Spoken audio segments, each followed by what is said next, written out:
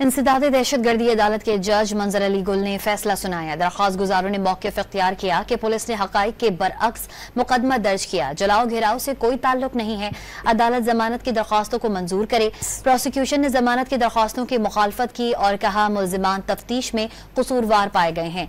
अदालत ने साबिक वज़ीर ख़ारजा शाह महमूद कुरैशी, साबिक गवर्नर उमर सरफराज चीमा और मियां महमूद रशीद को जमानत की दरख्वास्तों को खारिज कर दिया। लाहौर के इंसदादे दहशतगर्दी अदालत ने 9 मई राहत बेकरी के बाहर जलाओ घिराव के मुकदमे में शाह महमूद कुरैशी, उमर सरफराज चीमा और मियां महमूद रशीद की जमानत की दरख्वास्तों को खारिज कर दिया।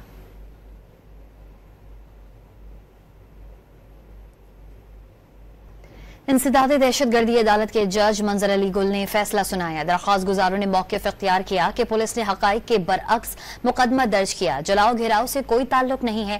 अदालत जमानत की दरख्वास्तों को मंजूर करे। प्रोसिक्यूशन ने जमानत की दरख्वास्तों की मुखालफत की और कहा मुल्जिमान तफ्तीश में कसूरवार पाए गए हैं।